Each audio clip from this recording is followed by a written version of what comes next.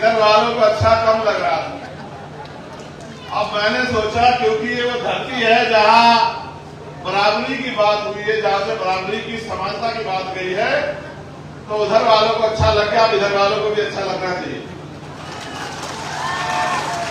साथ साथ इस मंच पे अनेक ऐसे लोग बैठे हैं जिनके परिवारों से कोई ना कोई साथी जेल में है। किसी का पति है, किसी का भाई है, किसी का बेटा है, किसी के पिता है, और भी जो है तमाम तरह के रिश्तों में जो जो लोग बंधे होते हैं, उस तरह का पूरा परिवार इस मंच पर मौजूद है। जो साथी हमारे जेल में है, मैं उनके प्रति भी अपना सम्मान प्रकट करता हूं। वो कोई चोरी करके, कोई लूट करके, कोई ठगी करके, किसी को धोखा देकर जेल में नहीं गए हैं। उनको साजिश करके और सतनामी समाज के सम्मान की रक्षा करने की जो लड़ाई उन्होंने लड़ी है, उनका मनोबल तोड़ने के लिए, और जैसा मैंने पिछली बार भी कहा था कि उनको डराने की नीयत से जेल भेजा गया है। क्रांतिकारियों के लिए जेल गहना होती है, क्रांतिकारी जेल में डरते नहीं है। मैं धन्यवाद दूंगा छत्तीसगढ़ की सरकार का, माननीय अध्यक्ष जी, उन्होंने जो किया है, आने वाले 1 साल बाद उनको पता लगेगा। जो लोग जेल काट के आएंगे उनको डराने वाला कोई नहीं होगा। मेरी बात को आप याद रखना। हमारे लोगों में मुकदमे और जेल का डर होता है। ये मुकदमे और जेलों का डर निकालने का काम जो इस सरकार ने किया है, मैं गारंटी से कहता हूं, एक तो भीम आर्मी का नौजवान, सतनामी समाज का नौजवान योद्धा पहले फौलाद है, और अब जब वो जेल काट के आएगा और जेल को देख के आएगा कि जेल कुछ होती नहीं है, जेल में इंसान ही रहते हैं, और वो जेल से जो दर्द लेके आएगा, मैं गारंटी से कहता हूं कि वो एक दिन भी प्रदेश में आएगा कि आज जो लोग जेलों में हैं और यहाँ मंचों में बैठे हैं, मैं गारंटी देता हूं कि यही लोग छत्तीसगढ़ की सरकार चला रहे होंगे। मेरी बात को आप याद रखें। ये क्रांति का रथ है, ये क्रांति का पथ है, ये रुकने वाला नहीं है, ये लगातार बढ़ता जाएगा। जो लोग जेल काट के आए हैं वो और तेजी से काम करेंगे, समाज को जागरूक करेंगे, भाईचारा पैदा करेंगे, एकता बनाएंगे, राजनीतिक शक्ति को समझेंगे कि राजनीतिक शक्ति क्या है।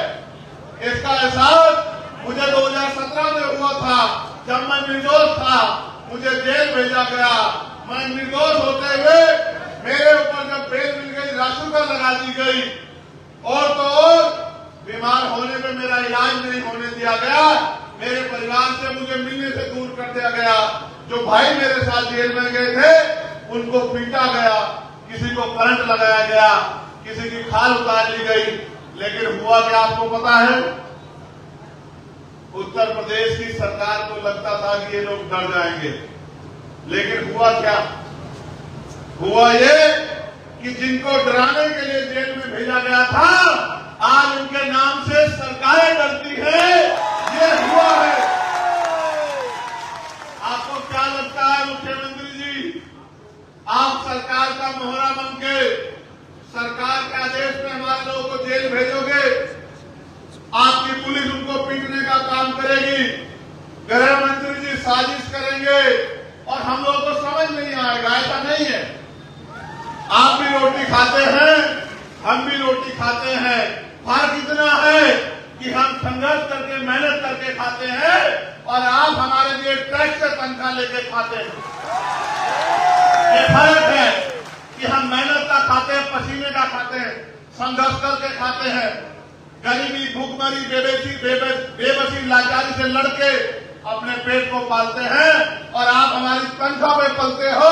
अगर हम टैक्स न दे तो आपको तनख्वाह भी नहीं मिलेगी, सुविधाएं तो बहुत दूर की बात है। मैं वो जो मांगे रखी गई हैं उनको पढ़ना चाहता हूं। उनके बाद जो ज्ञापन दिया जाएगा, उस ज्ञापन को भी आपके बीच में रखूंगा, और फिर एक वचन आपको दूंगा, और ये भी आपको विश्वास दिलाता हूं, अगर उस वचन को पूरा ना कर सका तो छत्तीसगढ़ के लोगों को शकल नहीं दिखाऊंगा, कभी छत्तीसगढ़ में पैर नहीं रखूंगा। एक ही खूबी हम लोगों में, हम भीम आर्मी के लोग जब जवान देते हैं तो जान देते हैं, अपनी जवान को छोटी नहीं होने देते। मेरी बात समझ आ रहा है?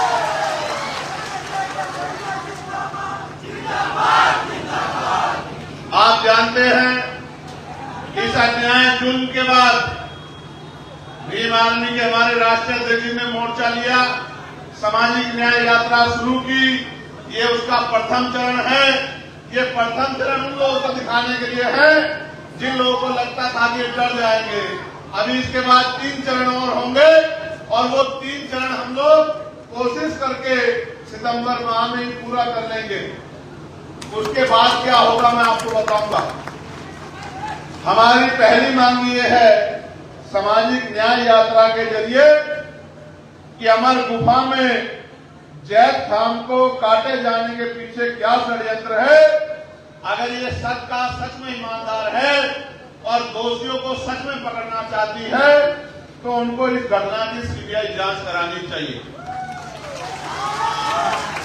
बलौदा बाजार में एसपी कार्यालय व जिला कलेक्टर ऑफिस में आगजनी के पीछे क्या षड्यंत्र है उसकी भी सीबीआई जांच इस सरकार को करानी चाहिए। बलौदा बाजार में जैद खान के सम्मान में हुए आंदोलन में गिरफ्तार निर्दोष लोगों को बिना शर्त के रिहा किया जाना चाहिए, ये भी हमारी मांग है। साथ साथ प्रदेश सरकार के को प्रमोशन में आरक्षण को लागू किया जाना चाहिए, ये भी हमारी मांग है। जिसकी इतनी संख्या वाली उसकी उतनी हिस्सेदारी नियम के तहत जातिगत जनगणना कराई जाए और यहाँ 16% आरक्षण शेड्यूल कास्ट के लोगों को दिया जाता था, जिसको पिछली सरकार ने बिना जातिगत जनगणना कराए कम करके 12 या 11% लगभग कर दिया था। कितने प्रतिशत? 12%, 4% कम कर दिया था। हमारी मांग है कि जातिगत जनगणना करा के संख्या के आधार पर 16% आरक्षण किया जाना चाहिए। छत्तीसगढ़ प्रदेश में दैनिक मजदूरों को बढ़ाकर न्यूनतम वेतन 700 रुपए किया जाना चाहिए। बिना 700 रुपए न्यूनतम वेतन के 7 या 21 लगभग 20,000 रुपए कम से कम एक परिवार को वेतन के तौर पर मिलने चाहिए। जो व्यक्ति काम करता है तभी जाके वो परिवार सम्मान से जो है रोटी की व्यवस्था उनके घरों में हो पाएगी। साथ साथ प्रदेश में निःशुल्क शिक्षा की व्यवस्था की जानी चाहिए और समान शिक्षा व्यवस्था लागू की जानी चाहिए। चाहे किसान मजदूर का बेटा हो, चाहे मुख्यमंत्री, विधायक, मंत्री या कमिश्नर, डीएम, एसपी का बेटा हो, सबके बच्चों को सरकारी स्कूल में शिक्षा देनी चाहिए, जिससे कि सरकारी स्कूल में बेहतर से बेहतर शिक्षा आए। साथ साथ प्रदेश में निजीकरण के नाम पर सरकारी प्रतिष्ठानों को बेचने के खिलाफ निजीकरण के सहारे आरक्षण समाप्त करने के षड्यंत्र के खिलाफ भी हम लोग हैं। निजीकरण खत्म किया जाए और सारे निजीकरण जिनका हो गया है उनका राष्ट्रीयकरण किया जाए, ये भी हमारी मांग है और उसमें आरक्षण कोटा लागू किया जाए। मंडल कमीशन की सिफारिशों को पूर्णतः लागू किया जाए और गैर संवैधानिक क्रिमिनल को समाप्त किया जाए। साथ साथ प्रदेश में अल्पसंख्यकों के ऊपर और अल्पसंख्यकों में भी मुसलमानों और आदिवासियों के ऊपर जो मॉब लिंचिंग की जा रही है, या जिस तरह से अन्य प्रदेशों में भी बुलडोजर चलाकर उनको आर्थिक नुकसान और उनको डराया जा रहा है, ये बुलडोजर प्रणाली को भी पूर्ण रूप से खत्म किया जाना चाहिए, ये भी हमारी मांग है। साथ साथ प्रदेश में ज्यादातर सड़क दुर्घटनाएं आवारा पशुओं की वजह से हो रही है, जबकि सरकार के द्वारा इनके लिए कई करोड़ों रुपए की गौशाला के नाम पर आवंटित की गई है। उनकी जांच कराकर आवारा पशुओं को गौशाला भेजना चाहिए, जिसकी वजह से प्रदेश में जो सड़क दुर्घटनाएं हो रही हैं उनपे रोक लगे। आप ये जानते हैं, मैंने ये महसूस किया है, जहां जहां भारतीय जनता पार्टी की सरकार है वहां इंसानों से ज्यादा इज्जत पशुओं को दी गई है। इंसान सड़क दुर्घटना में मर जाए कोई बात नहीं, जानवर को नुकसान नहीं होना चाहिए। हम तो जानवर को भी प्रेम करते हैं, मगर जिस परिवार का कमाने वाला चला जाता है उस परिवार का क्या होता है, सरकार को इनके बारे में भी सोचना चाहिए। सोचिए, अपनी रेंज में कोई परिवार का कमाने वाला चला गया, उसकी पत्नी का, उसकी माँ का, उसके पिता का, उसके बच्चों का क्या होगा? उनको पढ़ाई कहाँ से मिलेगी? उनको खाना कहाँ से मिलेगा? उनको बीमार होने में इलाज की व्यवस्था कहाँ से होगी? उनके लिए कपड़ों की व्यवस्था कहाँ से होगी? उनके सम्मान की रक्षा कहाँ से होगी? इस बात का भी जवाब सरकार को देना चाहिए। तो पशुओं से प्रेम करें, अच्छी बात है, लेकिन इंसानों से भी प्रेम करना चाहिए, ऐसी मेरी मांग है। साथ साथ गरीबी रेखा से नीचे जीवन यापन करने वालों को जीएसटी से मुक्त करना चाहिए। साथ साथ SC/ST के सर्टिफिकेट पर, देखो मेरी बात सुनो, जातिवाद तो दूर नहीं हुआ, छुआछूत तो दूर नहीं हुआ, इतने बड़े बड़े आंदोलन चले, 17वीं आंदोलन, फिर भी जातिवाद छुआछूत है। लेकिन छत्तीसगढ़ में भी और देश भर में भी बहुत सारे लोग SC/ST का सर्टिफिकेट बनवा के सामान्य जाति के लोग और SC/ST के नाम पे नौकरी करते हैं। इसका भंडाफोड़ भी छत्तीसगढ़ में हुआ था और हमारे जो नौजवान साथियों ने नगर होके प्रदर्शन करके सरकार के मुंह पे काली पोतने का काम किया था। सरकार को इसकी जांच कराई जानी चाहिए। अभी तक आरक्षण का कोटा पूरा नहीं हुआ और आरक्षण में इस तरह की चोरियां भी चल रही हैं। साथ साथ हमारे जो साथी आंदोलन को गति देने का काम कर रहे हैं, उससे पहले यहां 1950 से पूर्व शासकीय दस्तावेज मांगे जाने को निरस्त करवाने के बाबत जो है, यानी कि महाराष्ट्र के जो महासमाज के लोग इधर आ गए हैं उनको SC/ST का सर्टिफिकेट, SC का सर्टिफिकेट नहीं मिलता है। उनको 1950 से पहला सर्टिफिकेट मांगा जाता है, शासकीय कागज मांगे जाते हैं। उन्होंने भी ज्ञापन दिया है कि हमें SC का सर्टिफिकेट मिलना चाहिए। एक बात मुझे मीडिया के माध्यम से जरूर कहनी है, हमारे नेता यहाँ मौजूद है, मैं वचन देकर कह रहा हूं, जिन लोगों ने सरकार का मुकाबला करके इस समाज पे जो जुल्म हो रहा था, सतनामी समाज पे, उसको रोकने के लिए आंदोलन को गति देने का काम किया, अपनी जान की परवाह न करते हुए आंदोलन को आगे बढ़ाने का काम किया। आज पुलिस के लोग आंदोलन से डरकर उनको डराने का काम करते हैं, उनकी जांच कराने का काम करते हैं। मैं सरकार को भी और पुलिस और प्रशासन को भी ये कहना चाहता हूं, सरकारें आती जाती रहती हैं, ऐसा ना हो, ऐसा ना हो कि कमजोर वर्गों के लोगों के हाथों में ताकत आ जाए। कानून सबूत करो, संवैधानिक व्यवस्था के अनुरूप करो, कोई बात नहीं, वरना मेरा ये संदेश याद रखना कि रिटायरमेंट के बाद भी जांच होती है, मेरी बात को आप याद रखना।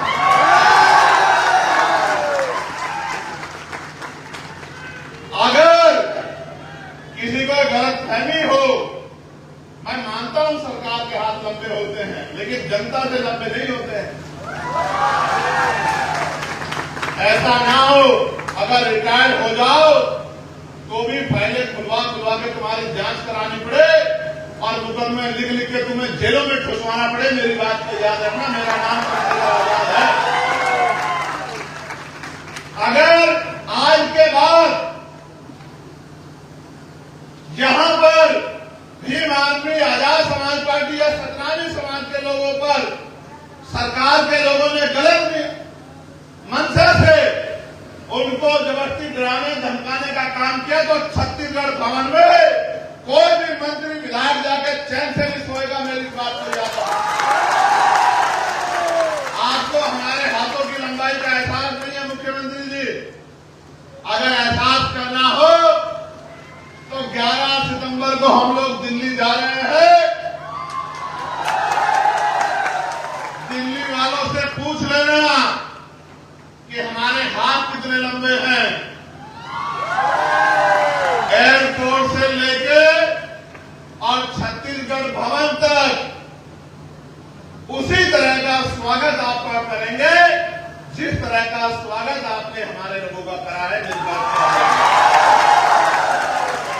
मैं फिर आपको कह रहा हूं, मैंने अपना ये ज्ञापन जो आप लोगों ने दिया ये मैंने पढ़ा। अब आप मेरी बात पर गौर कीजिए।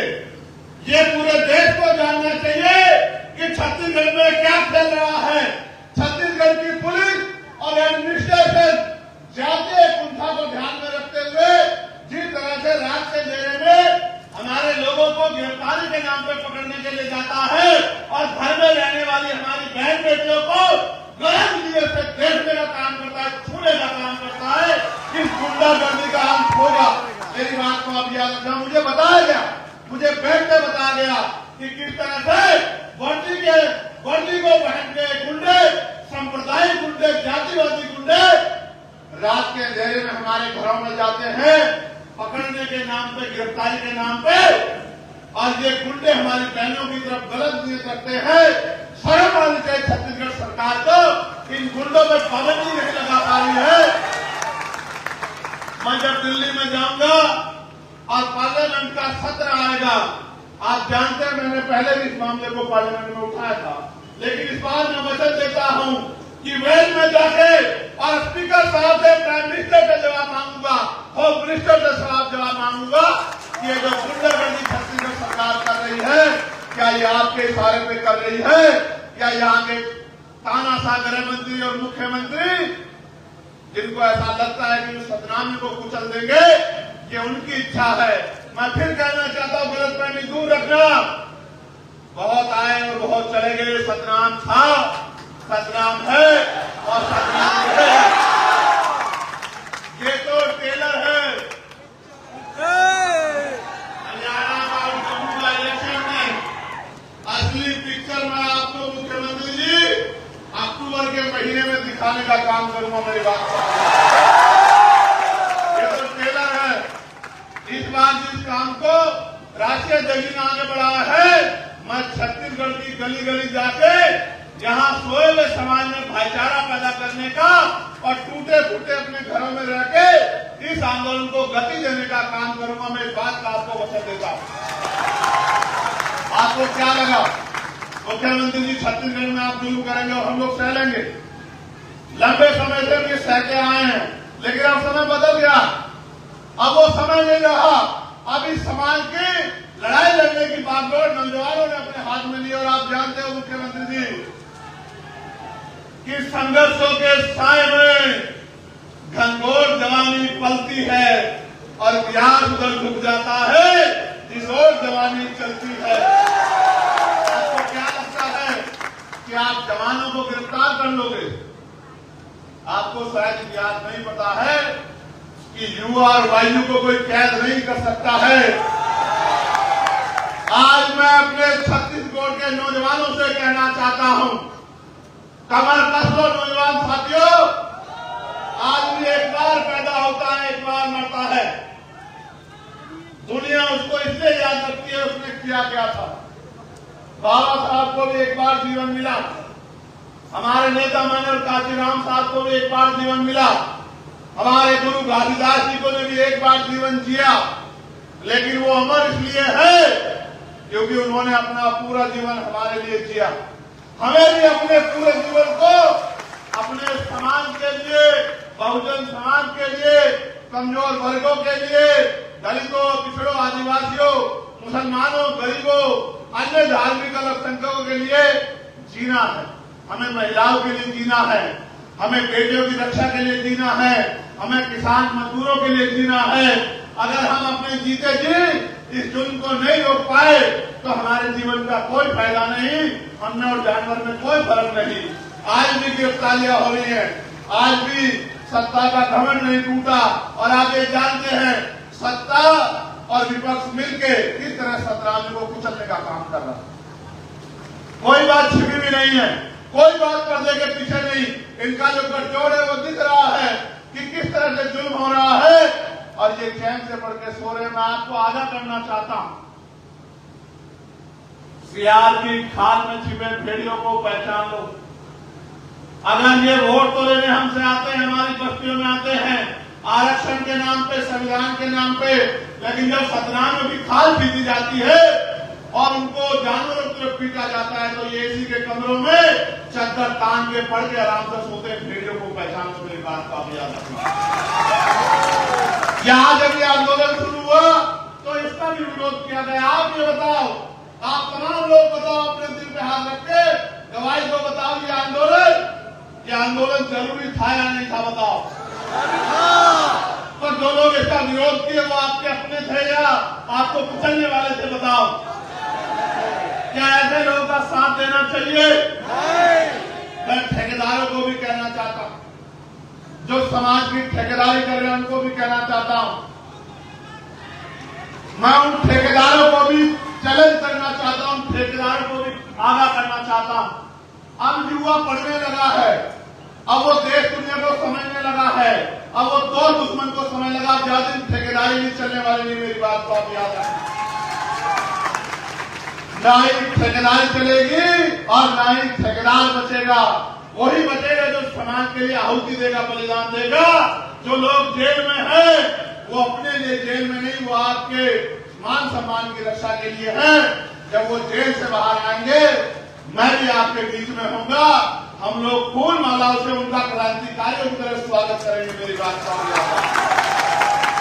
सरकार को एहसास नहीं कि है कि उन्होंने क्या किया। सम्मानित साथियों, सितंबर तक चुनाव है।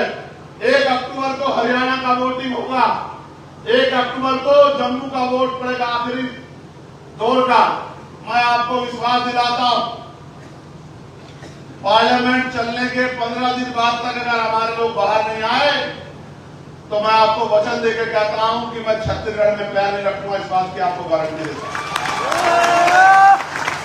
कुछ भी करना पड़े, कोई भी कीमत चुकानी पड़े, सड़कों पे आंदोलन हो, आमरण अनशन हो जाए, जान चली जाए, लेकिन छत्तीसगढ़ के भाइयों को हम लोग अकेला नहीं छोड़ेंगे, मेरी बात को आप याद रखें। मैं माननीय जगदीश से भी कहूंगा, भीम आर्मी का उद्गम ही, भीम आर्मी का निर्माण इसलिए किया गया था कि समाज में होने वाले जुल्म को हम लोगों को रोकना है। आज अगर सबसे ज्यादा जुल्म कहीं हो रहा है तो छत्तीसगढ़ में हो रहा है।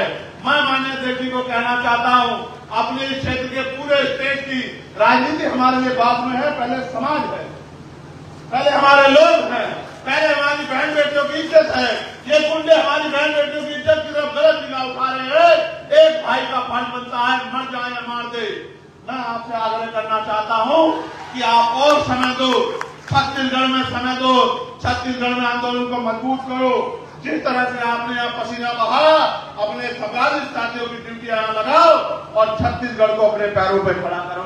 चुनाव तो जब आएगा देखी जाएगी, लेकिन चुनाव से पहले भी सरकारों को ये पता होना चाहिए कि छत्तीसगढ़ में अब सतनाम में कोई जुल्म बर्दाश्त नहीं किया जाता। सम्मानित साथियों, आप एक बुलावे पे जहां पैसे में लोग नहीं आते, जहां लोग शराब और खाना मांगते हैं, जहां बढ़िया बढ़िया गाड़ियां मांगते हैं, जहां एक तरफ बैरिकेडिंग लगा के आपको डराने का काम किया जा रहा है, वहां आप इतनी बड़ी संख्या में पहुंचे हैं। मैं दोनों हाथ जोड़ के आपका धन्यवाद करता हूं। और ये सरकार को भी ये जन समर्थन देखना चाहिए। आप सोचिए, अभी तो अध्यक्ष जी ने एक इशारा किया था, आने वाले कल में क्या होगा। आप मेरी एक राय को मजबूत करेंगे क्या? जरा हाल उठा के बताइए। मैं चाहता हूं, जिन लोगों ने हम पे जुल्म किया, जिस सरकारों ने, हम आपस में चर्चा भी कर लेंगे। अभी मैं चाहता हूं उन लोगों का बहिष्कार अब शुरू होना चाहिए। होना चाहिए नहीं होना चाहिए? क्या हमारे घरों के बाहर उनके बहिष्कार के बोर्ड लगने चाहिए नहीं लगने चाहिए? क्या हमें उनको बताना चाहिए नहीं बताना चाहिए? बताना चाहिए। आज हम लोग चर्चा करेंगे इस निकम्मी सरकार को किस तरह उखाड़ फेंकना है, इसकी चर्चा करेंगे। हमें ये सोचना पड़ेगा जो सरकार हमारे लोग पे जुल्म करेगी, जो हमारे जैत राम की रक्षा नहीं कर पाएगी, जो सतनामी को कुचलने का काम करेगी, उस सरकार को सत्ता में बने रहने का कोई अधिकार नहीं मिलना चाहिए। और अगर ये छत्तीसगढ़ में हो गया तो आप मानना कि फिर हमें समझना पड़ेगा कि कहीं ना कहीं हम लोग कमजोर हो गए। क्या आप लोग अपने आप को कमजोर मानते हो? आज ये देखो, मैं लगातार पार्लियामेंट में आवाज उठा रहा था कि भाई किसान का बेटा हो या मजदूर का बेटा हो, राष्ट्रपति, प्रधानमंत्री, मुख्यमंत्री का बेटा हो, चाहे IAS IPS का बेटा हो, चाहे प्रधान से लेकर विधायक का बेटा हो, सबको सरकारी स्कूल में शिक्षा मिलनी चाहिए। एक ही लाइन में इधर प्रधानमंत्री का बेटा बैठे, इधर मुख्यमंत्री का बैठे, फिर मजदूर किसान का बेटा बैठे, इधर रिक्शा चलाने वाले का बेटा बैठे, बराबर में DM SSP का बेटा बैठे, तो बताओ सरकारी स्कूलों में अच्छी शिक्षा मिलेगी नहीं मिलेगी? समान शिक्षा पॉलिसी लागू हो। ऐसे ही चाहे राष्ट्रपति हो या गांव का प्रधान या सरकारी कर्मचारी फोर्थ क्लास का हो या क्लास 1 का, या मुख्यमंत्री राज्यपाल मंत्री हो या विधायक सांसद हो, सबके बच्चों को या उनको भी बीमार होने पे सरकारी अस्पतालों में उनका इलाज होना चाहिए। इससे होगा क्या? इससे होगा ये कि जब एक बेड पे मंत्री जी का इलाज हो रहा होगा, दूसरे बेड पे गरीब किसान का बेटा का इलाज हो रहा होगा, तो डॉक्टर भी समय में मिलेगा, दवाइयां भी अस्पताल के अंदर से मिलेंगी, टेस्ट की मशीनें भी सारी वही होंगी, और तो और गरीबों की जेब कटनी बंद हो जाएगी और अच्छा इलाज जो है गरीबों को और कम कीमत में मिलेगा। इस देश में कब तक गरीब लाचार रहेगा? हमने ये भी मांग करी कि निजी क्षेत्रों में भी SC ST OBC के लोगों को आरक्षण की व्यवस्था होनी चाहिए, क्योंकि निजी क्षेत्रों में भी जो पैसा वो लोग आप कर्ज में देते हो या जो उनका टैक्स और पैसा माफ करते हो, वो सारा पैसा हमारे टैक्स का होता है, जो हम लोग GST के तौर पे या अन्य टैक्सों के तौर पे आपको देते हैं। इसलिए हमने निजी क्षेत्रों में भी आरक्षण की मांग की है। ये छत्तीसगढ़ है, छत्तीसगढ़। इस छत्तीसगढ़ में सतनामियों की क्या हालात हो गई, क्या आप देख रहे हो? क्या कारण नजर आता है आपको इसका? मुझे इसका कारण ये नजर आता है जो डॉक्टर बाबा साहब अम्बेडकर ने कहा था कि political power is the master की, राजनीतिक सत्ता वो चाहिए जो आपकी सारी परेशानियां हल कर देगी। सोचिए, अगर 5 भी MLA आजाद समाज पार्टी के होते तो क्या ये निकम्मी सरकार सतनामियों को जेल भेज देती? अगर 5 भी MLA या 1 भी सांसद हमारा होता तो जेल के आगे खड़ा हो जाता कि जेल पहले मुझे भेजो, तब मेरे किसी गरीब भाई को भेजना। लेकिन मैं क्या करूं? आपने जाति धर्म देख के निकम्मे लोगों को यहां नेता बना रखा। अरे निकम्मों को हटा दो, और जो क्रांतिकारी जेल की सलाखों के पीछे हैं, जब वो आ जाएं, उनको समर्थन देके उनको आगे बढ़ा दो। फिर देखो आपकी तरफ कोई आंख नहीं उठा पाएगा मेरी बात पे। मुझे नहीं बनना छत्तीसगढ़ में मुख्यमंत्री, मुझे विधायक MP नहीं बनना है, लेकिन दर्द होता है जब हमारे लोग गलत फैसला लेते हैं, तो दर्द होता है। दर्द इस बात के लिए होता है कि हम किसी को नुकसान नहीं पहुंचाना चाहते। हम सामाजिक न्याय को मानने वाले लोग हैं, हम भाईचारे को, मानव को एक समान मानने वाले लोग हैं। लेकिन हमारे लोगों के साथ इस तरह का जुल्म हुआ और पिछले 3 महीने में जो अन्याय यहाँ हुआ, वो अन्याय 7 पीढ़ियों दर पीढ़ी हम लोग भूल नहीं पाएंगे। क्या आप भूल सकते हो जुल्म को? मैंने वो वीडियो देखी, मैंने जब जूते से यहाँ के पुलिस के कर्मचारी मेरे भाइयों को पीट रहे हैं, लाठियों से पीट रहे हैं, घरों से पशुओं की तरह खींच के लाके गाड़ियों में डाल दे रहे हैं, माएं रो रही है, बच्चे रो रहे हैं, बहनें रो रही हैं, बेटियां रो रही हैं, लेकिन निकम्मी सरकार सतनामियों के ऊपर होने वाले दमन पे हंस रही है, खिलखिला के हंस रही है। जी तो बहुत कुछ करता है, और आप जानते हो मेरी आदत को, बहुत कुछ जी करता है, लेकिन मैं आपसे कहना चाहता हूं संवैधानिक रास्ते से ही हम लोग आगे बढ़ेंगे। और मेरा विश्वास है कि आप मेरी इस बात को समझोगे। मैं आपके मन को जानता हूं, मैं आपको एक इशारा कर दूं तो पता नहीं क्या से क्या हो सकता। मैं जानता हूं आपकी शक्ति, मैं जानता हूं कि छत्तीसगढ़ बंद हो जाएगा। मैं आपकी ताकत को जानता हूं, मैं 97 के झंडे की ताकत को समझता हूं। मगर मैं ये भी बताना चाहता हूं कि हमें अपने गुरुओं के रास्ते पे चलना है, हमें अहिंसा के रास्ते पे चलना है, हमें सत्य के साथ संघर्ष के रास्ते पे चलना है और हमें दमन का जवाब गुस्से से नहीं देना, प्यार से देना। मैं आपके गुस्से को समझता हूं, आपके गुस्से के सब खत्म हो जाएगा, लेकिन मैं आपसे चाहता हूं कि आप अपने गुस्से को अपनी शक्ति बनाओ, अपनी ताकत बनाओ। जो जुल्म आप पे हुआ है, जुल्म को भूलो मत। इस जुल्म को यहां भी याद रखो, मगर यहां भी याद रखो कि जब आपको दमन किया जा रहा था, जब आपको मारा जा रहा था, जब आपको कुचला जा रहा था, कौन आपके साथ खड़ा था, कौन आपका मजाक बना था, ये भी आपको याद रखना चाहिए। इसलिए मैं आपसे अपील करता हूं, मैं आपसे वादा करता हूं, 1 महीने में ये हरियाणा का जम्मू का चुनाव खत्म हो जाएगा। भाइयों, मेरे कंधों पर जिम्मेदारी है, अगर मैं वहां काम नहीं करूंगा तो इस तरह का जुल्म हरियाणा में भी होगा, जम्मू में भी होगा। मेरे कंधों पर जिम्मेदारी है कि मैं वहां राजनीतिक शक्ति का निर्माण कर लूं, आपके संरक्षण के लिए, आपके लिए संघर्ष करने के लिए, आपकी आवाज उठाने के लिए। बताओ मुझे, पार्लियामेंट में सुनते हो नहीं सुनते हो तुम लोग?